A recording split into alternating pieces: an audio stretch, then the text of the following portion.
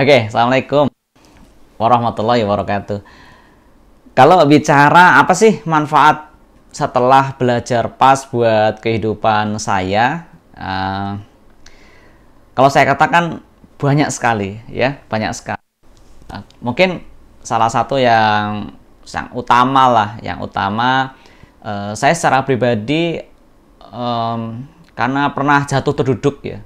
Karena pernah jatuh terduduk, kemudian saya juga pernah mengalami jatuh 2 kali dari latihan berkuda. Terus, jadi ada pengalaman-pengalaman masa lalu lah yang semacam itu. Kalau naik motor itu gampang capek, atau kalau gudu itu gampang lelah gitu. Yang pertama gampang lelah. Jadi naik motor sebentar rasanya pengen istirahat gitu. Ataupun kalau kita paksakan, habis itu capeknya itu lama sekali gitu kan. Nah, itu permasalahan semacam itu. Terus yang paling terasa juga kalau dari saya jatuh berkuda, qadarullah saya jatuh yang kedua itu, yang pertama fokus di tulang belakang, jatuhnya pas bek itu badannya terbalik, bek ini tulang belakang, jadi bagian pinggang ya yang jatuh pertama. Terus yang kedua jatuh saya nggak pakai helm, kepala dulu srok gitu, jadi sampai saya ronsen lehernya tuh, kata dokternya ada yang geser gitu, tapi nggak patah, alhamdulillah, cuma geser. Efeknya, waduh, sakitnya luar biasa, buat tengok kanan, tengok kiri, aduh, luar biasa. Kalau waktu misalnya sholat ya, ruku itu ketarik gitu, sakitnya luar biasa, nyeri, dan nanti ketika bangkit, waduh itu, waktu turun sakit, waktu naik bangkit, apalagi waktu sujud. Waktu sujud itu sampai semuanya itu kerasa sangat nyeri sekali. Dan mengalami sakit tersebut, kemudian dikasih rekomendasi anti nyeri ya, obat anti nyeri. Tapi anti nyeri ternyata juga nggak menyelesaikan masalah, hanya ya lumayan mengurangi sedikit. Ibaratnya kalau pagi terasa sakit minum, nanti sampai siang terasa sakit minum lagi, nanti siang sampai sore sampai minum lagi, begitu selamanya. Terus lehernya rasanya kaku, dan ya kita kayak manusia robot lah. Kalau tengok kayak satu badan, nggak bisa semuanya. Kalau tengok kita hanya satu leher begini itu nggak bisa. Nah, saya coba ikhtiar dengan beberapa teknik pengobatan, alhamdulillah tradisional juga ya, itu bisa mengurangi ya. Tapi belum tuntas ya, belum tuntas seperti apa? Masih terasa nyeri gitu, masih terasa nyeri. Terus yang kedua, rasa kayak semacam bumi goncang itu, kalau leher ini kayak goyang-goyang gitu, masih sangat terasa. Jadi misalnya kita gosok gigi itu kan, kita gosok itu kan kepala agak goncang, itu udah kayak buminya itu ikut berguncang. Kemudian mungkin vertigo istilahnya ya, atau kemudian migrain begitu, itu kayak masih jadi makanan sehari-hari. Terus kalau kita pakai buat naik kuda, itu pada waktu kudanya melangkah, jelek itu masih gelap di kepala, klep, dan akhirnya kayak mau jatuh gitu. Lalu kemudian ada keluhan apa lagi? Ada keluhan lagi. Dimana saya ada keluhan sering nyeri di sini, di area dada sebelah kiri ya. Kalau diperiksakan nggak ada apa-apa, katanya sehat-sehat saja. Tapi sering nyeri gitu kan. Sering nyeri, tiba-tiba datang nyeri. Nah, kalau nyeri itu kayak jantungnya mau berhenti gitu.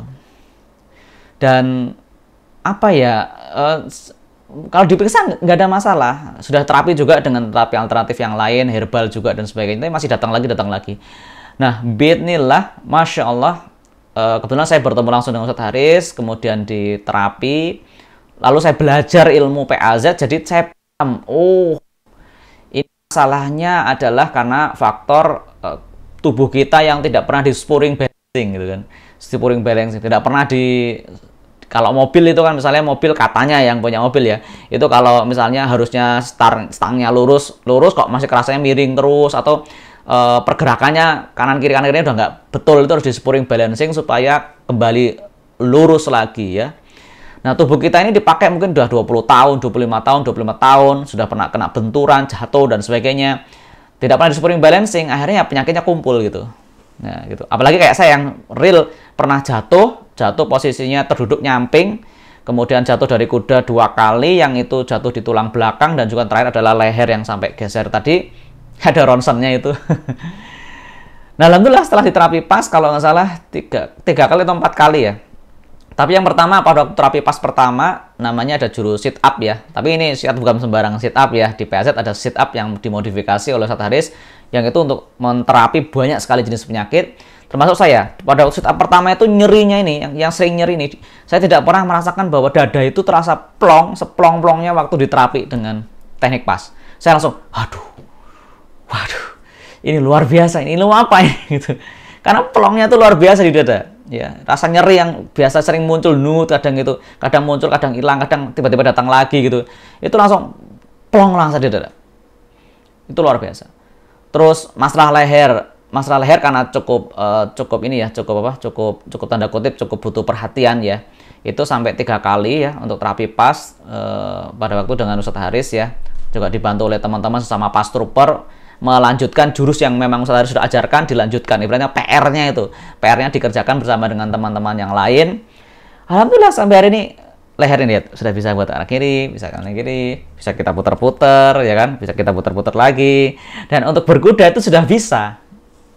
Masya Allah, saya sampai liber berkuda kurang lebih 2 tahun ya karena faktor masalah di leher ini. Jadi saya nggak berani kalau naik kuda tiba-tiba nanti gelap dan saya jatuh. Saya khawatirnya semacam itu. Maka kalau saya naik berkuda sebentar, paling cuma jalan, nggak berani. Kalau sekarang sudah berani.